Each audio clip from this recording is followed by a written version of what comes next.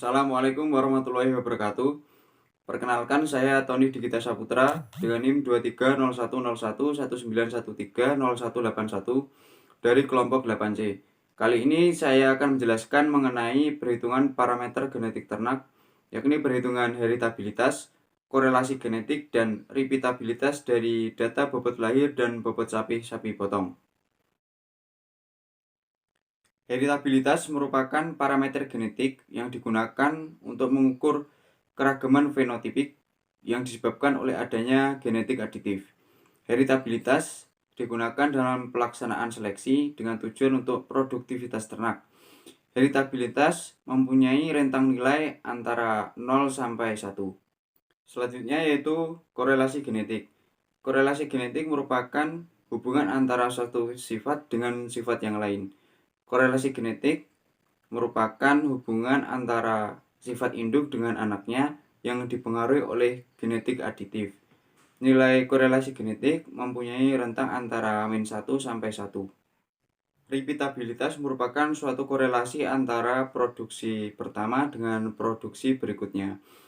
Repeatabilitas digunakan untuk mengetahui sejauh mana hubungan antara produksi pertama dengan produksi selanjutnya pada suatu individu. Nilai repeatabilitas memiliki rentang antara 0 sampai 1. Tujuan dari praktikum perhitungan parameter genetik ternak yaitu untuk mengetahui bagaimana cara perhitungan parameter genetik yang berupa perhitungan heritabilitas, korelasi genetik, dan repeatabilitas, serta faktor yang berpengaruh terhadap pemuliaan ternak. Manfaat dari praktikum ini yaitu mahasiswa mampu menghitung nilai heritabilitas, korelasi genetik, dan repeatabilitas sehingga mahasiswa mampu menerapkan perhitungan tersebut di dunia peternakan. Berikut ini adalah tabel bobot lahir dan bobot sapi pada sapi potong. Nah, ini adalah tabel pendugaan nilai heritabilitas bobot lahir.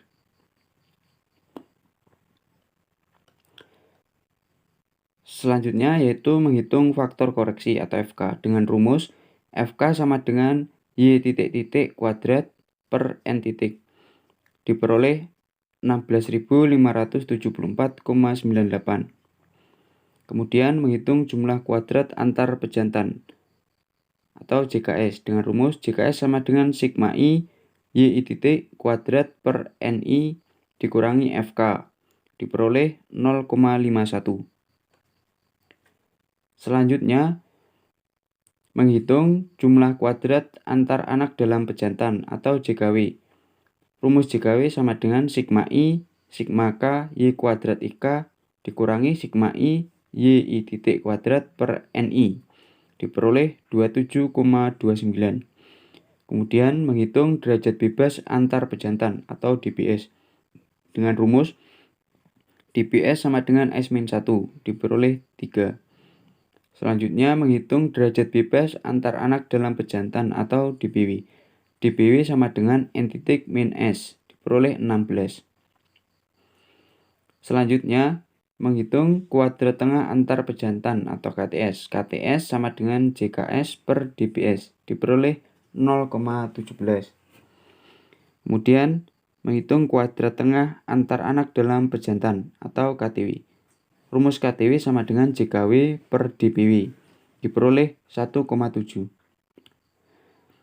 Kemudian menghitung kuadrat tengah harapan antar anak dalam pejantan atau KTHW.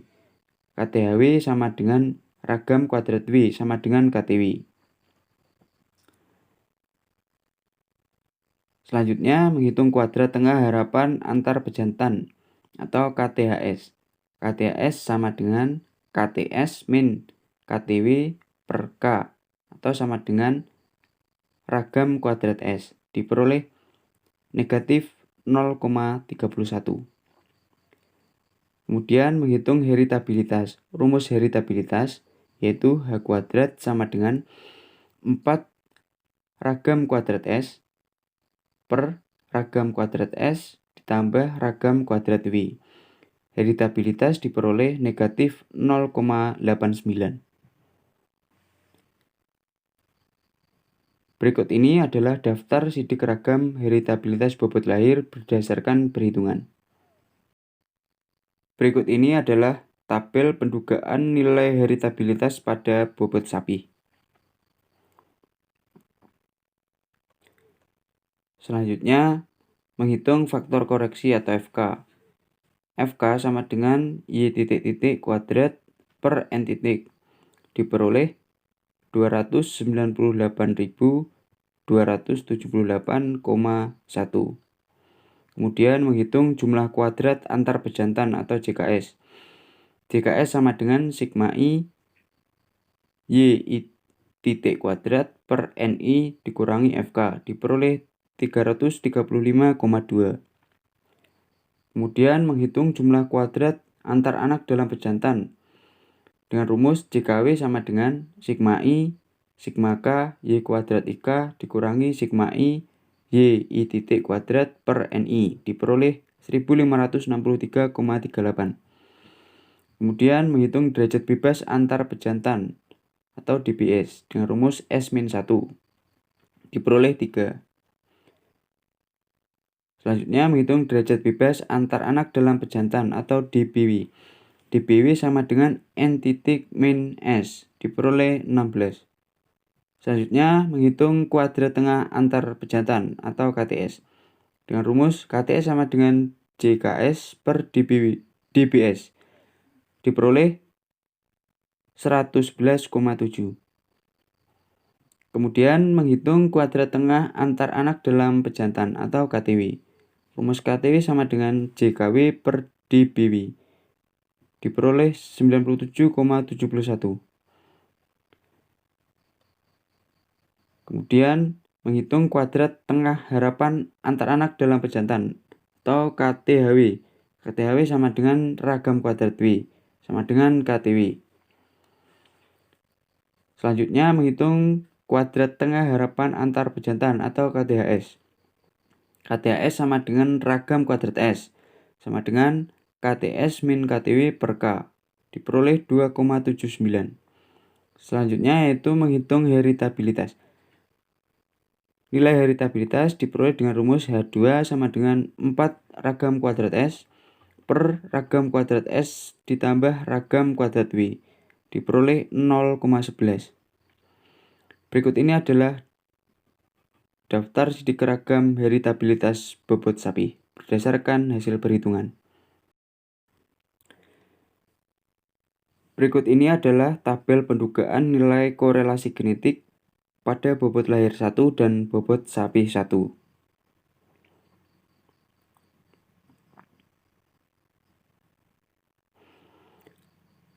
Selanjutnya melakukan perhitungan faktor koreksi atau FK. FK sama dengan X titik dikali Y titik per N titik diperoleh 70.313,25. Selanjutnya menghitung jumlah hasil kali antar pejantan atau JHKS. JHKS sama dengan sigma I X I titik dikali Y titik per NI dikurangi FK diperoleh 6,81. Selanjutnya menghitung jumlah hasil kali antar anak dalam pejantan atau JHKW. JHKW sama dengan sigma I sigma K X IK dikali Y IK dikurangi sigma I X I titik Y I titik per NI diperoleh 17,8.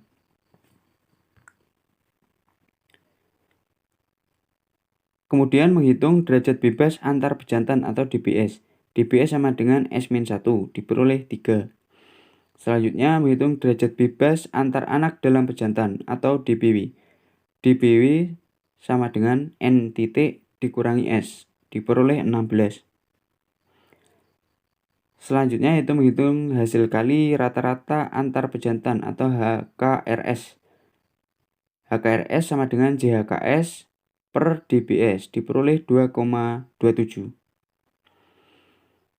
Kemudian menghitung hasil kali rata-rata antar anak dalam pejantan atau HKRW. Rumus HKRW sama dengan JHKW per DBW diperoleh 1,11. Selanjutnya menghitung hasil kali rata-rata harapan antar anak dalam pejantan atau HKRW dengan rumus HKRW sama dengan COV-W min HKRW sama dengan 1,11. Selanjutnya menghitung hasil kali rata-rata harapan antar pejantan atau HKRS. HKRS sama dengan COV-S sama dengan HKRS dikurangi HKRW per K diperoleh 0,23. Kemudian menghitung korelasi genetik. Rumus korelasi genetik yaitu RG sama dengan 4 COV-S per akar 4 ragam kuadrat S X 4 ragam kuadrat S Y diperoleh korelasi genetik sebesar negatif 0,25. Berikut ini adalah daftar sidik ragam korelasi bobot lahir dan bobot sapi berdasarkan hasil perhitungan.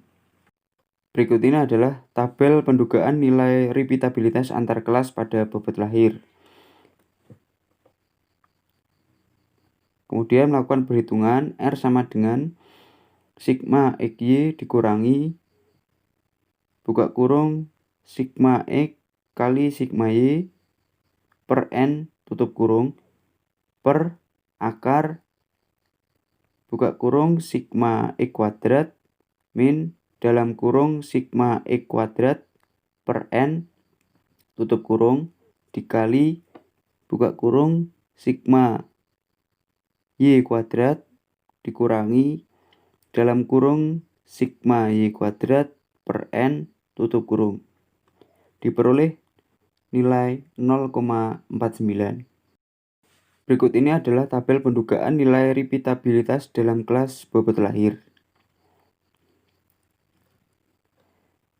Selanjutnya melakukan perhitungan faktor koreksi atau FK sama dengan Y titik kuadrat per M diperoleh 31.377,4. Kemudian menghitung jumlah kuadrat antar individu atau JKB.